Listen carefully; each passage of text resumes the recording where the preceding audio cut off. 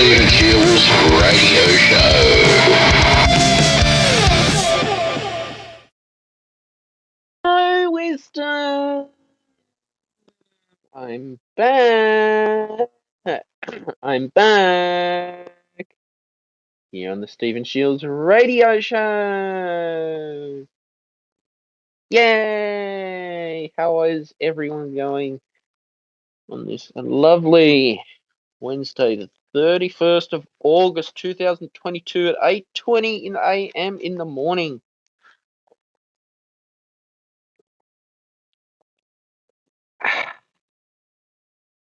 Feel really great on my morning coffee as well, and I hope everyone is fantastic, well today as well, and staying true to themselves, and working hard on achieving manifestation and success in life is very important. Is staying true to your whole brand. Let me know where you're tuning in from. Let me know what you've been up to in your life as well. And,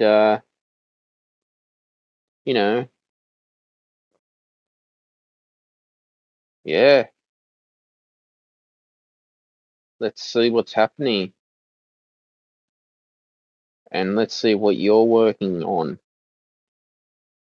It's, I've just hit 350 YouTube videos. I'm very happy as well. I'm always looking forward to success on YouTube and living the best life that I can. Hi, Well, Malcolm. congratulations on your 300 videos. You said 350 to be specific, right? Yeah, 350. Well, congratulations, my friend. I'm glad to see you making new milestones in your growth. Thanks, man. How you been? Oh, well, I've been around town. I've been busy, preoccupied, and constantly working, and just a tad bit of stress. You got to have a little stress in there. Other than that, I've been still acclimating to the moving situation with regards to me moving from Ohio to California. So it's been quite interesting to say the least. But other than that, though, I've been pretty preoccupied, and it's actually very seldom that I get a chance to come on the stage and speak. So I Yeah. appreciate you having me. So you moving to California, are you? Well, I already moved about a few months ago, but I'm still in the complete adjustment process as far as the environment that I'm living in is concerned. How are you finding California in this world of inflation? Well, honestly, I I truly wish that I moved a lot sooner so I could adjust to the economy prior to inflation. But you can't go back in the past. But um, in the world of inflation, inflation is tempering down now, and deflation is slowing. But they've gotten a hold of gas prices, and since I've moved here, they have gone down steadily. Because I came out here and they were like $6 and some change, and now it's down to like $4.80 is the cheapest that I've seen, which is reassuring, but still is pretty high for my standards based off of where I once used to live. I moved from somewhere where gas prices were like $2.39, and to see like prices like this, it's a bit different. I wouldn't say shocking, but it's a bit different. So it's an adjustment process to say the least. But um, you know, domestic GDP, gross domestic product, has been going higher, and retail stores have unfortunately been suffering at the expense of consumers not spending as much as they once used to spend anymore. And it's very prominent in states like California, where the cost of living is higher, in Hawaii, where the cost of living is higher, in New York, especially, where the cost of living is higher. And you're better off living in a Midwestern state, or in Mexico at this rate if you want to get a bang for your buck when it comes to purchasing consumer retail products. Yeah, the cost of living's very high in Sydney, Australia as well. The rental market is just ridiculous. Yeah. So as far as rental market is concerned, in the United States, I don't know if it's hit you guys just yet, but I imagine that it will. The housing market has finally reached a recession. So now, Mhm. when you have the housing market in an area where people, it's slowing. Like you have inventories rising, you have people trying to get the houses that they're trying to sell off their hands, but now they're not getting a value for it because no one is buying, and the houses are sitting in the market for a longer period of time than they should. You have that mixed Mhm. in with the sentiment of consumers not wanting to buy houses because of how ridiculously priced.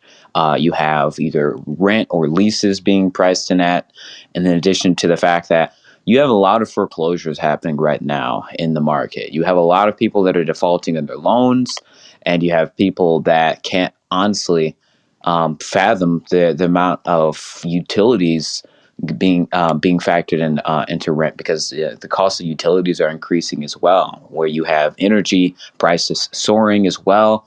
The UK actually is going through an energy crisis right now, in addition to the surrounding countries. So it's very interesting to see how consumers are reacting to the housing market, the rent market, and the leasing market, and the consumer is not responding well, to say the least. But I think that in about maybe year, no, 2 years, it should be able to recover. But there isn't stable price action right now, and nobody's in the market for another property. So people are better off just staying and waiting until the dust settles.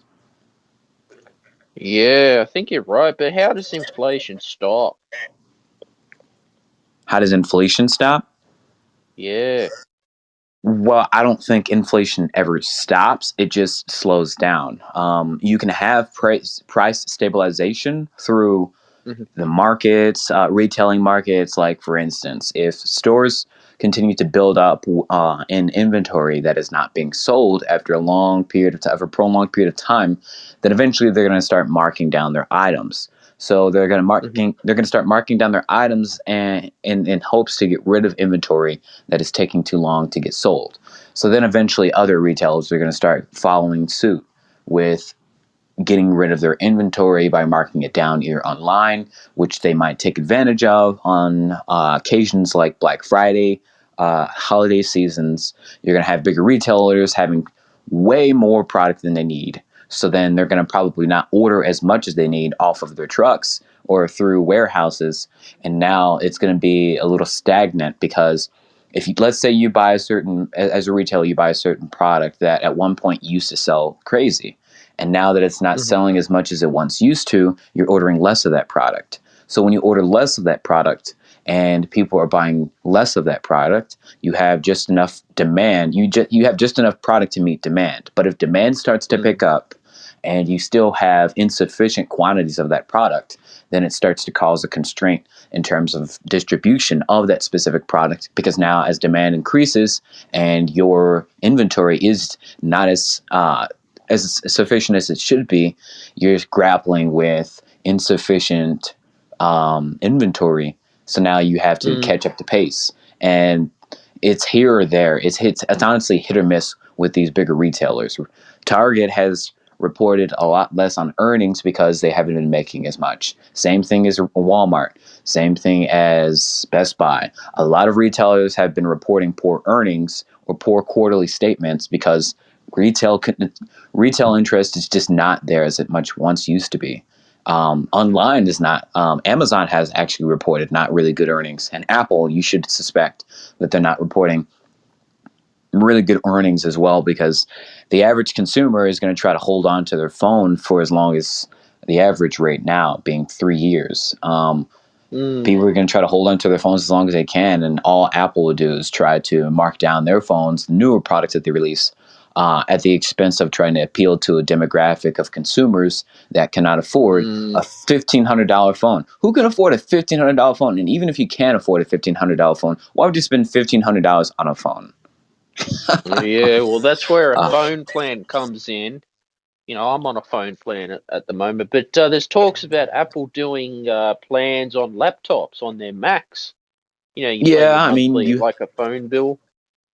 well, yes, they have what's called their Apple Card. So, Apple Card is basically a way in which consumers can either finance Apple products through Mm, Apple, utilizing that card, and or financing anything else other than Apple products using their services. Because the way it works is Apple uses a bank, and Apple uses that bank to leverage any consumer's interest in their products. So when you're leveraging other people's finances at the expense of gaining potential interest in your product as a company, now you're leveraging the bank's money and you're leveraging your products. So now you're keeping people involved and sucked into that ecosystem of just consumer interest, keeping consumer interest, which is why nowadays if you try to trade in an older iPhone, or this actually is all around to a lot of retailers. If you try to trade in something to a retailer, they're going to give you a gift card for that specific store, so that way you can only purchase merchandise from them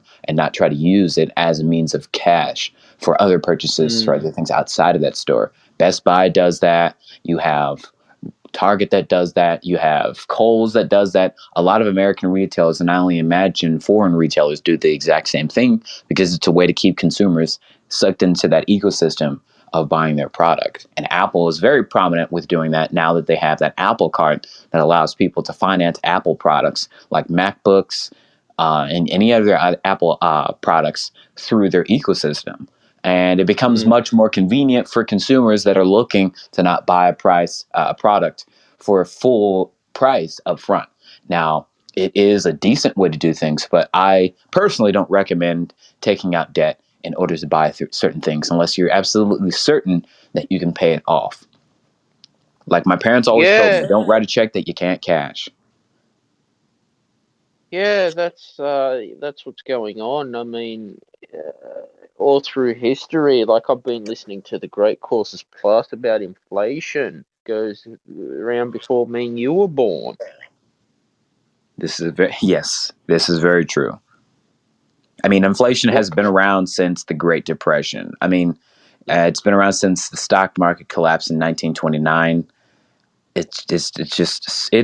It's a fundamental variable of price increase over a prolonged period of time, and the issue continues to exacerbate as we continue to pump money into the American economy with things like student loan debt forgiveness, with things like tamping down on inflation, with rising the Fed funds rate by 0.75 basis points, trying to tamp down on inflation. No, they're just trying to reduce the amount of liquidity into the economy, which still is exacerbating the issue. Mm. Yeah, it's quite a mess. It's really interesting. Consumers are not reacting the way that the Federal Reserve would initially imagine. Yeah, unfortunately, that's the world we live in today. You know, This is um, very true. I mean, how can we pivot in an economy where you have the cost of living rising in literally every state? How can you expect people to thrive when the things that they normally purchase on a daily basis are now starting to be worth at least 0.25% more? Like, it's mm. becoming unconscionably difficult to try to maintain or sustain a I guess a healthy living if the things that you normally buy are now starting to drain your pockets a lot faster. Oh God, yeah. Like, I noticed too. Like, doctors here are putting up their consultation fees as well, and healthcare is going up in price in Australia. Not as overpriced as the US, but I've noticed that they're putting it up. How does that make you feel? A bit annoyed because one week you might pay, say, 160. I know that's quite cheap to what you would pay, and then as specialists say, oh, we're putting it up to 300 for a consultation. Are you referring to insurance policies, health insurance policies, Nah, just consultation fees. consultation fees? Like, so you mean to tell me your copays are about $160? Uh, Roughly, yeah. Okay, that's a No, but lot. This is Australia, by the way. This is private. This is not paid by the government like Medicare.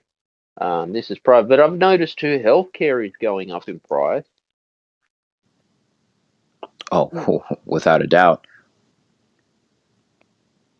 Question is how do you make it work, and how do you hedge against inflation is the question that everyone's trying to figure out, as you have multi-millionaires or even people that have already done their work in their time in life and are now on the brink of retirement. How is it that the consumer can hedge against the rise in the cost of living while also maintaining a sustainable, self-sustained life at the expense of preserving longevity of the money that you've earned over a period of time through your work? So I think the ultimate question that people should be asking now is, where can I put my money? How can I make sure that my money is safe? And what's going to be booming once the world starts to get back together? And I have the perfect hedge against that, which in this case would be commodities. Commodities like oil, despite its ubiquity, still has room to expand and grow, as you have the scarcity of certain commodities like fuel or produced oil that's, despite its lower price, is still creating sustained energy. You have energy, the whole energy sector, which will eventually boom in about maybe 15. I mean, I'd say once this recession is near its end, which typically recessions last about a decent year, maybe 2.5, maybe year and a half to two. But this is unfortunately, this is a recession unlike any other. That's the problem, because it's not only a domestic recession. It's not a recession that's only impacting the American economy. It's a recession that's impacting the Chinese economy. It's a recession that's impacting the South African economy. It's a recession that's impacting the Canadian economy and the Australian economy. Like, everybody's literally suffering. So now we're literally on the brink of a global recession, which could impact the whole market and inflow and outflow of distributed goods, and then that'll affect the tariffs and how resources are distributed amongst certain countries. And when you have the scarcity of certain products because of the impending climate change issue, now you have prices going up for certain resources. It's honestly extremely difficult to try to grapple with what's going on. But if there's anything that is sure, is that when the market, let me be optimistic, when the market starts to recover, the housing market starts to recover, the car market starts to recover, and eventually the retailer market starts to recover, you can start to see signs of growth in the employment sector. The employment sector, more specifically retailers, you can expect better earnings over a 2-year or maybe 3-quarter period. So you can expect that if you do start to reinvest, you can reinvest into tech, you can reinvest into energy, you can reinvest into assets like gold, perhaps, or even crypto. Crypto's even doing bad right now. Like, nobody's winning right now in the market. it's kind of scary. Yeah. There's tips for inflation too, like cutting back from Spotify and Netflix. Like, I resubscribed to Audible. So I'd rather invest in my education instead of entertainment. And I found I can live without Disney Plus and Spotify and all that music streaming. And because when I used it, I really didn't appreciate it, actually. Even though I'm a musician. Interesting. So you found yourself cutting back on the leisurely expenses that you once used to partake in, such as Netflix and other entertainment platforms. Yeah. Or internet-based subscription platforms, however you name it. But Yeah. I think that's happening a lot. So some consumers are starting to cut back on their leisurely expenses at the expense of trying to preserve their resources, their financial resources. You have people that are canceling trips, people that are canceling plane tickets, or cutting back on leisurely costs and starting to take into account, or in their own volition, their own capabilities to do things to save money that they don't have to spend. So now you have people being more frugal with their finances, essentially. Exactly. You have people that used to once go to Target and the places like Kohl's and the places like Walmart to shop for clothes, now starting to go thrifting. I actually read a rather interesting article. I forgot what the publication source was, and they're saying that thrifting is on the rise. So, shopping at at cheaper stores where they basically produce cheaper consumer product is becoming more prominent in the United States. And when you have thrift shops that have clothes for dirt cheap, you are going to have an increasing demographic of consumers that'll be more likely to shop for a certain product. There's nothing wrong with that, because I'll be honest, if you buy a Nike shirt, it's all made in China, just with a Nike logo on it. Mm-hmm. Mm-hmm. And it's just a rip-off. And like I've been the same. I went to Kmart. I brought a pair of just gym shoes for $15, and they're so comfortable and they do the job. Like, Yeah, I don't man. want to pay $100 for a pair of Adidas or Nikes. I'm fed up. Oh yeah, man. I'm thrifting out here too. Let me tell you. I went to Walmart the other day. No, this is I'm lying. I went the other week or so, and I got me a pair of knockoff Crocs from Walmart because like I'm not. Here's the thing about me. I'm a minimalist. I don't really care that much for like designer this, designer that. I don't need to have Mm. brands. I don't really care that much for brands. As long as I can wear it and it's fashionable, or at least I like it and I'm comfortable in it, then I don't mind. So I decided to give me some knockoff Crocs, as they say, and I'm more than content with it because I needed it because I was on the beach and I needed some shoes to be walking on the beach with. So I do not discourage anyone for wanting to shop anywhere that they can get a bang for their buck for something that they can utilize on a daily basis that's useful for them. So yeah, I encourage that. I never look down on that. I don't care where you buy your stuff. No, of course not. It's like, yeah, it's like I think in Beverly Hills that you can buy a pair of Nike shoes for like $20,000 or something like that. Yeah, the price does not justify the quality of the product. Well, why Meaning would you pay $20,000 just for a pair of Nikes? Like, you wouldn't, what do and I you? would hope you wouldn't, but people do. There is a market for that because people are willing to waste their money on things that are of material value to them. Because some people just are more materialistic than others. Like a pair of original Michael Jordans, how much would they go in the market? Oh, Ooh, I thousands of dollars. couldn't tell you. Yeah, sounds about right. It's like if someone was to buy Tiger Woods' old, original golf clubs, that'd be a lot of money. Yeah, and we're speaking off of our wallets based off of what their wallets could be. And if they want to purchase these products or these items that to them hold sentimental value, then hey, by all means, go ahead. You're not going to see me going to an auction and spending ridiculous amounts of money on an item. But that's just me, though, because I honestly think that it just the way my mind works is if I'm going to use a large sum of money for a certain expense, then that expense to me has to be an investment either in myself or into something that I'm doing. And that's just the way that I see the money that I use. Now, it's a mindset that I believe is adopted or can be disciplined to have. Because at one point I used to waste my money on just about anything and everything. Like I would go to the mall and spend like $5,000 just cause, dude. It was bad. I was bad. So after coming to the harsh realization of understanding what the true value of money is and the things that I have in my life, had to really ask myself, is this transaction really worth it? And is it going to Mm, benefit me in the long run?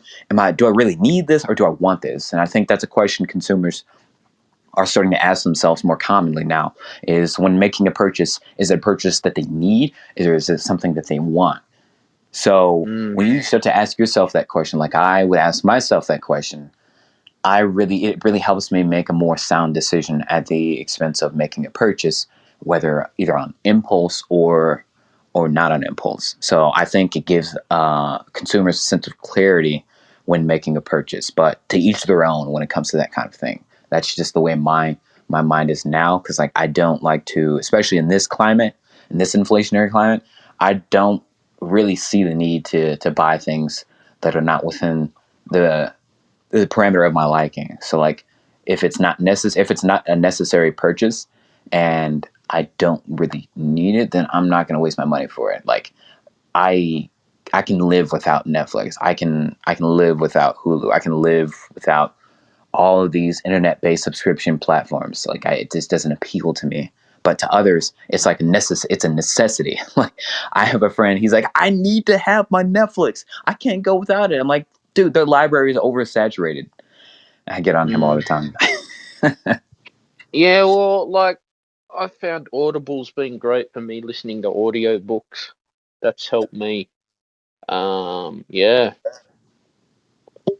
Hey, and if it works for you, dude, it works for you. If that's what brings you a sense of contentment, then I'm glad. Because I do not discourage anyone for using Audible. I actually use Audible myself. I just about 3 weeks ago finished this book on real estate and leveraging real estate, and Nice. I can send it to you. I believe now since we Yeah. have messages, it's a really good read. It's actually a free book too. It's really interesting. It gives you just the basics and understanding the principles and fundamentals behind real estate. I don't know if that's your niche, but if It not, then I is my understand. niche, but I don't have the money for real estate. I've been interested in it, but when you're starting a company in the beginning with nothing, very, very difficult. Like I said, I use these investing apps and only investing $5 into Bitcoin. I mean, that's a start, but Yeah, man, it's a yeah. start. Send me that book on real estate if it's free, and I'll have a listen. I'm listening to the great courses about the CIA. The great forces, you said?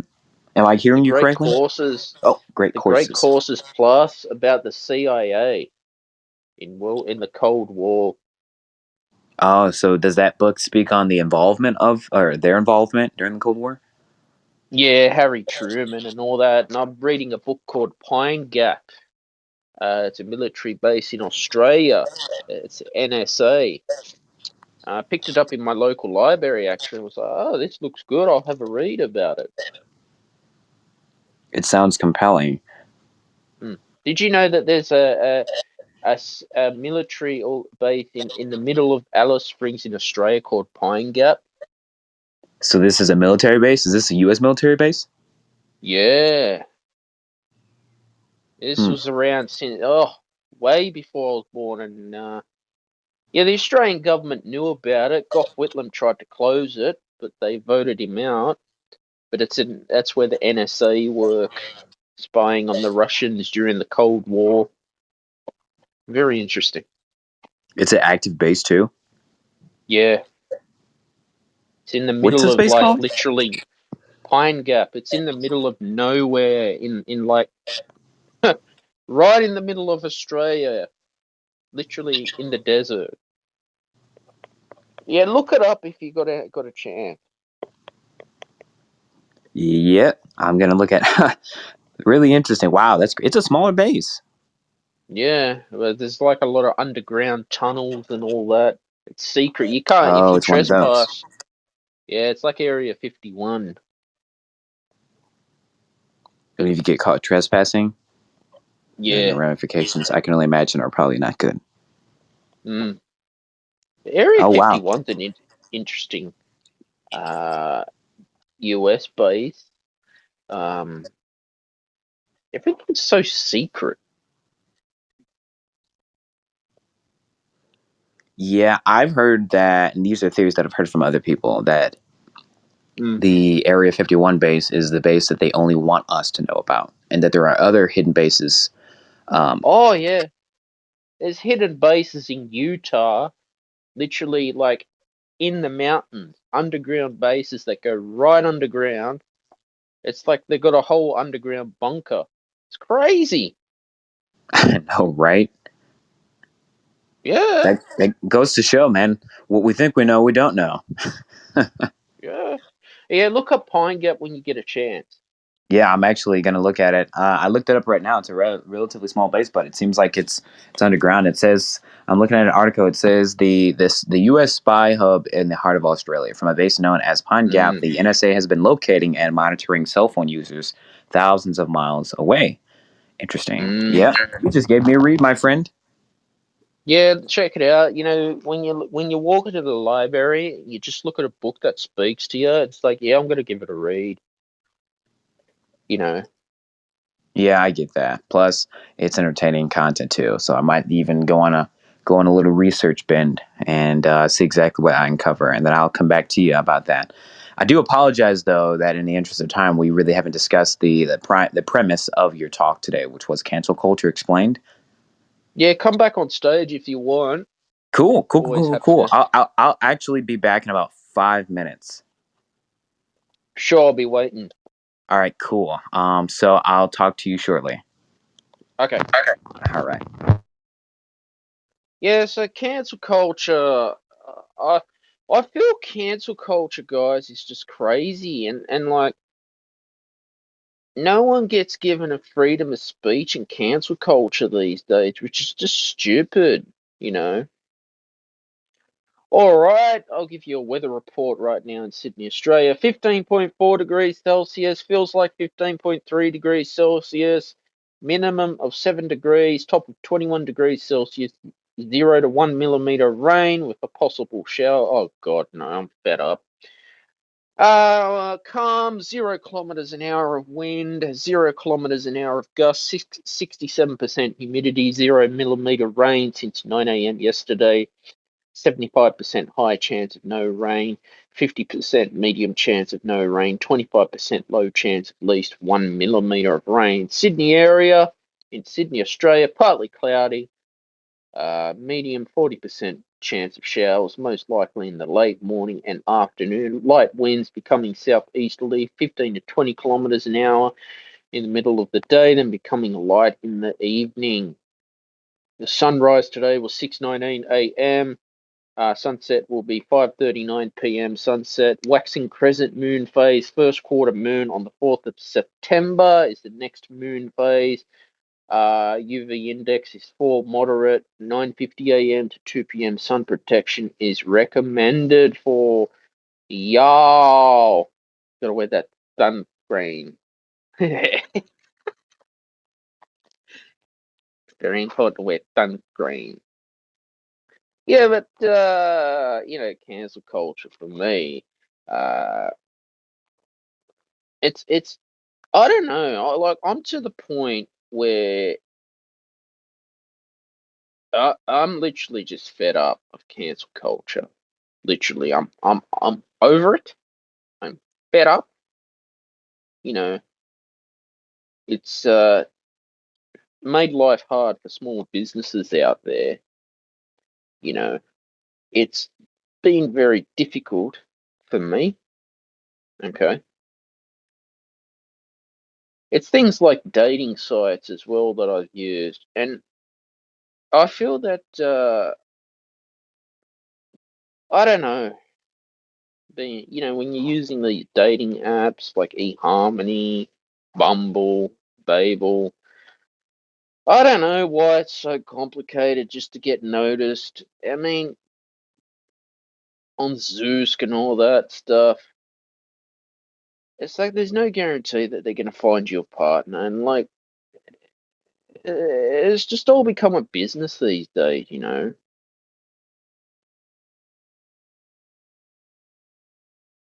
And I feel that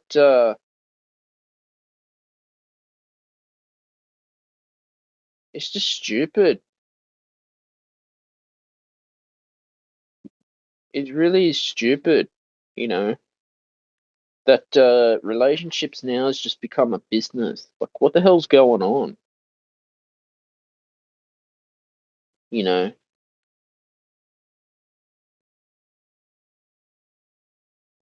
and I really am. Like, I'm fed up. Like, where is the decency, honesty, integrity, and loyalty these days? You know, Just really weird. Cancel culture. Yeah, how you going, dude? I believe what you're describing is transactional relationships as opposed to cancel culture, where if someone says something on an online media space, someone easily gets offended and tries to quote unquote cancel that Mm, individual for them speaking their own truth. Yeah, some of the algorithms, but to briefly derail that topic for just a brief second, and then we'll touch back on that. On these social media platforms or these dating sites, the algorithms work in the favor of your willingness to purchase services under that platform to get noticed even more. And it's yeah. unfortunate that in today's world, relationships and relationship building is transactional. Mm, Yeah, yeah. to get noticed, you have to pay. So it's like pay to play. I know, and I'm just getting fed up with dating sites, and I'm just really considering just deleting them all. I'm over it. I feel like dating sites are overrated, if you ask me. I feel like it's important to get out into the world and to meet people naturally, as Yeah. opposed to getting on an online site and just, I don't know, hooking up with a random individual and 50-50 possibility that they might want to reconnect with you. So Yeah. You know, it's just, every it's life very unsettling. life just seems so uncomplicated these days, Malcolm. You said uncomplicated or complicated? Complicated. With cancel culture on the rise, shadow banning, freedom of speech going. How's Truth Social going for you? Oh, it's delightful. It's really interesting, actually. I've I only been check it maybe. I've been messaging the customer support. They still haven't got back to me. I don't think it's. I think it's only going to be, for at least for now, an American-based application. Oh, I'm afraid to think, because the only person that wants it to be an American-based application is the former president of the United States, hmm, which he respectively owns the platform. So true. it is going to be rather interesting to see if, because you can see a lot of information that a lot of the things that Donald Trump talks about on this platform are normally spoken about online. Like a lot of the things he talks, that's like his Twitter now. That's like his little gold mine. He can't get banned on his own platform, so that's why he doesn't want to Hmm. go back to Twitter. Oh, well, that's fair enough. You know, Twitter's all cancel culture. How's the buyout with Elon Musk going? Is that going to go ahead? Oh, I have not been following that news. I only imagine that. I mean, I haven't heard anything of him buying it, so I think he's still going through the legal battle. Which legal battle is a lengthy process within of itself. Yeah. So I only surmise that Elon is probably still got buyer's remorse and that he's probably still blaming it on a bots issue with regards to the lack of transparency of the CEO of Twitter through the business acquisition contract. So they're looking for any Mm, loopholes that they can find at the expense of backing out of this deal. So I assume that he was just trolling America with saying that he wanted to buy Twitter. Or maybe he wasn't. The world may never know. So, yeah, I think business wise, it'd be good for him to buy Twitter. what makes you say that? Just make Twitter great again. Well, can you really make something that has been.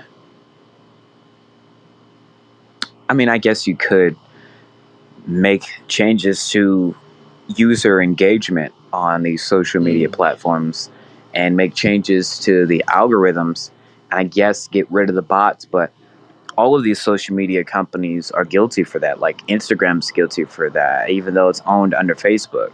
Facebook's mm, definitely guilty for that. Like, I mean, you have these platforms that have huge population of bots, and are they doing anything about it? Well, I don't think that's their top priority. mm. Well, it's like with cancer culture, like Mark Zuckerberg was on the Joe Rogan Experience as well. Did you watch it? I don't really tune into media that often, It's so like I did not.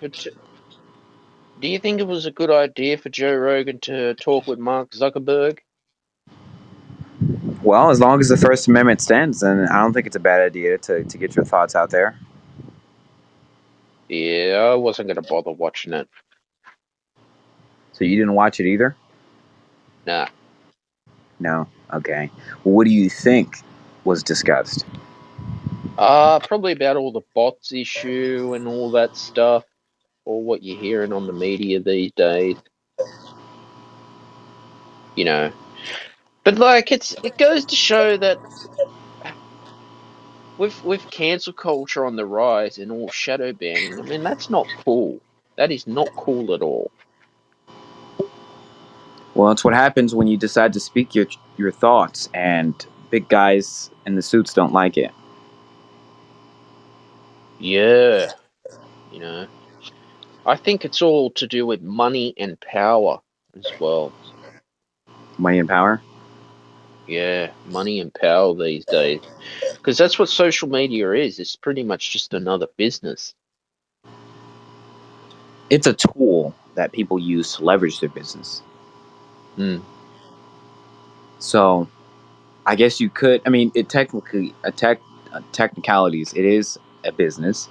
It's a company. They're companies that allow people to monetize their resources, their talents, their their passions.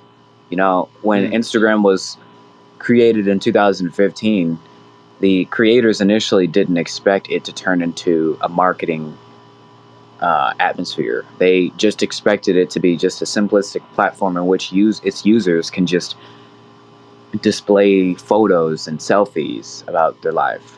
And in 2017, when they started to notice that the algorithms were changing and the way in which people were using the platform to boost their own life and depict their life in a certain way, then so did businesses. Businesses eventually started to hop onto the platform, and creators and digital creators started to hop onto the platform as well and started to push their content out on that platform, thus now allowing for digital creators to monetize their content. And that happened around between 2018 and 2020, in addition to the inception of platforms like Vine, Musically, now TikTok, and to whatever else is to come following that. And then when you Web have talk. those, I'm sorry, Get on to Web Talk as well, because that's what I'm using. what's Webtalk? It's like a social media, but pays you with ad revenue, like monetizing. It's really good. So you basically go on that platform and they monetize you for what specifically? Posting, promote. You know how you promote your business, like on Facebook and all that. Mm-hmm. That's what it does. It's helped me do that. And what have you? Okay, so what have you benefited off the platform so far? I've made about $7 back. It's free as well. I've grown my following quickly, and I've found, well, that's where more my audience is on Web Talk rather than Instagram and Facebook. That's just been my experience. And through Webtalk, is it like another? Does it function like another social media? Yes, There's a lot of those out there. but at least it's paying. At least you can make money off it. With they share 10% ad revenue with their users. 10% ad revenue, you say, huh? Yeah, I think they're going to start paying in Bitcoin soon. But you can get paid with Stripe, PayPal, which is pretty good. I love it. So that's where I am. Okay, well that's good. Hey, more for you then. At that point, I mean, you can leverage that at the expense of continuing to grow your platform. You can get the word out there even more, especially now that you're on ubiquitous prominent platforms such as Wisdom, and it has a flourishing community. So long as the demographic of who it is that you're appealing to on this platform, what did you say? The Webtalk. Let me web send you talk. a link now in the chat on Yeah, if you Wisdom, could and you can please. check it out. So that's what it is, because these social media companies, like I said, with cancel culture, it's just been very difficult. Difficult to put your content out there. Yeah, and get noticed. Well, are you doing any campaigning? No, what's campaigning? Basically boosting your content by going on various other platforms and publishing your content or networking with other um, creators in a way, so that way you gain exposure, because your channel needs exposure, and from exposure becomes more traction in your channel. So a beneficial thing for you in your world would be to reach out to other content creators in that particular web talk atmosphere, and to collab with creators on that platform. Like, I just started checking my messages on this platform because I'm very seldom am I on here, and there are people that ask me, "Hey, do you want to do a talk? Do you want to collab?" And I am kind of off put by that, but it's interesting. It's rather interesting.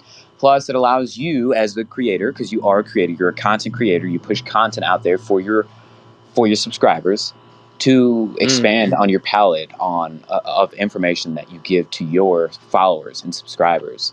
And then it allows you to have more creative liberty over the content that you push out. So that's the best of both worlds. So you're expanding your creative liberty, you're expanding your reach, you're expanding your demographics, and of course your monetization from your craft. So now you're benefiting at the expense of putting your content out there, all at the expense of networking. Have you gone to any networking events, Stephen? No, but the way I collaborate is on Wisdom, because we're collaborating now. Oh, okay, got it. So so Wisdom is the only way. It was the only resource that you use or tool that you use right now. Is that what you're saying? Yeah, social audio. It's been really good. Well, what about social audio apps like what is it, Podbean? What is that other one? Clubhouse, and then I Yeah, believe. I was on Clubhouse. There's too many idiots on there. What what do you mean? Like, they just talk like they think they know everything, but they don't. I can understand that. And I looked into Podbean. They all want, they all want money off you. So Wisdom is better for me. Yeah, because I guess you're not having the pressure of monetization on you. Or at least I get gift cards to Amazon, and that's what I love. That's monetize. That's monetizing. Yeah. In a way, it is monetization. Yeah. I can say that. Yeah. Yeah, that's And good. Clubhouse, because if you're not popular on Clubhouse, they just bury you like you don't exist. And I'm fed up with it. Well, have you made any proactive attempts to connect with people on Clubhouse, or have you just gone into a room, kind of felt the vibe, and you were like, "Nah, this is not for me." Yeah, went in the room, felt the vibe, and not for me. Okay. Have you maneuvered or manipulated the algorithm so that way you're only being provided content that you actually enjoy? Like with music production, have you gone into any rooms with music compositionists? I tried to, but not enough topics in that niche, I found. I did experiment with that. There was a lot of sports talk as well. Talking about sport, but they were doing it on Spotify Green Room, but people just talk shit. in sport, or like where is good, decent journalism these days? Is what I'm trying to figure out. With the rise of cancel culture, being cancelled, where is the decency in Clubhouse these days to be able to provide good quality content? Is what I'm worried about. So Where you're worried is about decency. Yeah, because on Clubhouse, I go in a room, they talk about dating, right? And people think that they're like a dating expert, and they just talk rubbish. I've found so it's a toxic environment for me.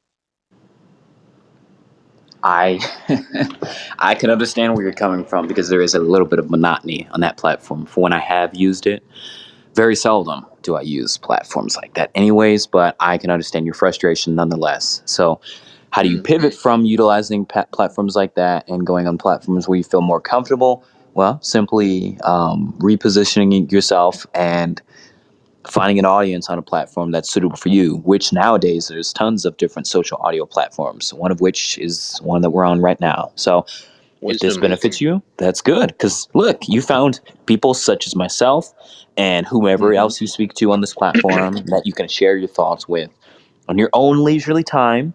And now you have been on a show for an elapsed amount of 47 minutes to be specific, because we've already done a 30-minute talk and I've already been on here for about give or take 30, 40, 45 minutes. Yeah, 47 Hmm. minutes. Yeah, 49 What are minutes. you? When are you doing a show on wisdom next?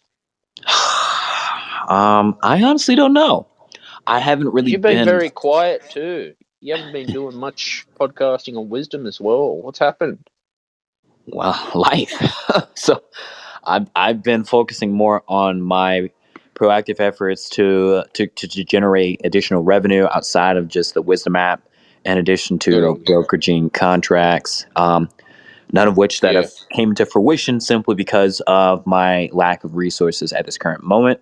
However, my ongoing efforts will inevitably pay off simply through networking with people that actually have influence in the field that I am currently pursuing, which in this case is real estate, in addition to also financial advisement.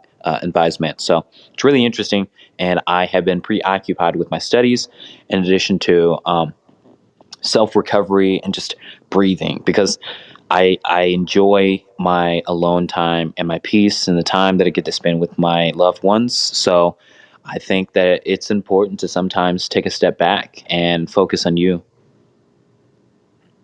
Yeah, it's can you send me that real estate book through Audible, please? Actually, I can send it to you right now as we speak. Give me 1 second. No, but since COVID hit, all networking events are being done online on Zoom. And that's the thing with technology companies these days. I mean, Zoom did get quite popular during the pandemic, but little did I know that, social audio would have a cancel culture feel to it, I guess. And it's like, well, niching down on your audience and finding your community through social audio. Uh, Cool beans. I just sent it to you. Sweet. I'm gonna look at it now and save it to my wish list.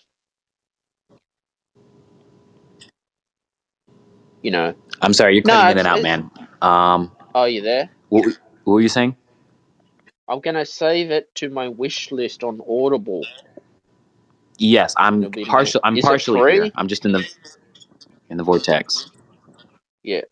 How's the vortex going?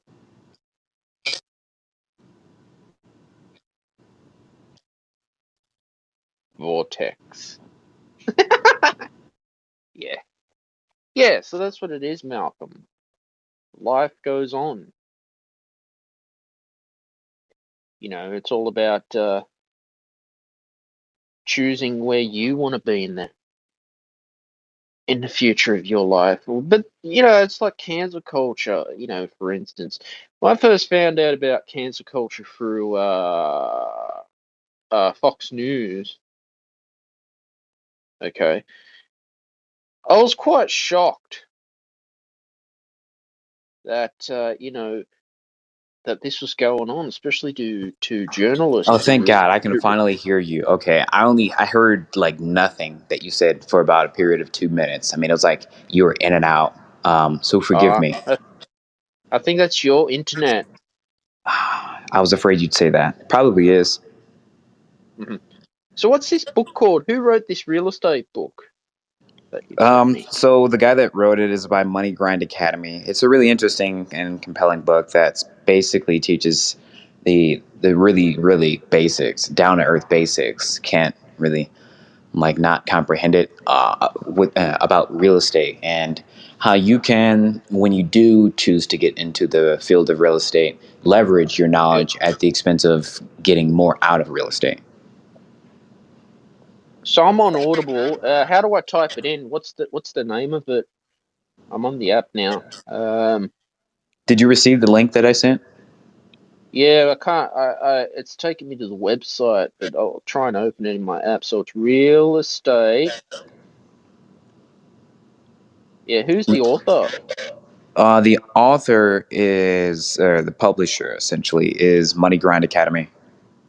Money. Hang on, I'll type in Money Grind Academy. Sounds interesting. Grind. Ad. I've been noticing a lot of helicopters flying over lately. Oh boy, what does that mean? Oh God, I don't know. I'm fed up. 10 o'clock at night, I hear this helicopter flying. Oh man. All right, I found it. I saved it to my wish list. Looks good. Yeah, it's really All interesting. right, don't forget the Stephen Shields radio show is on Audible as well.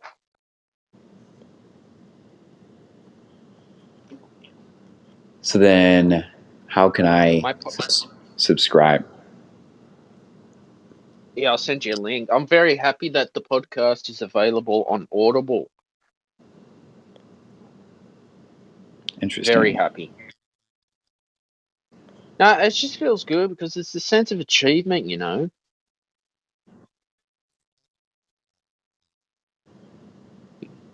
You know that? Oh, I have another book for you. Yeah, what is it? Um, Wait, question. Do I sound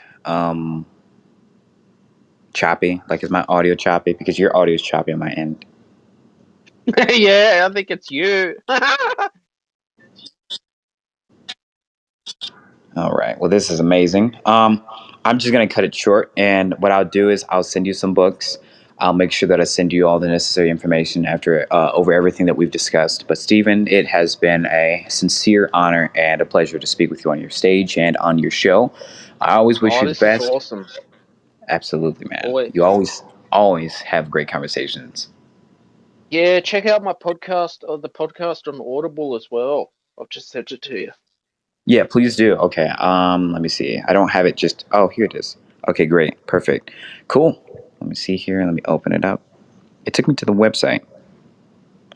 Yeah, you'll have Okay. to log in through the website. Now it's making me log in through my Amazon. Ah, great.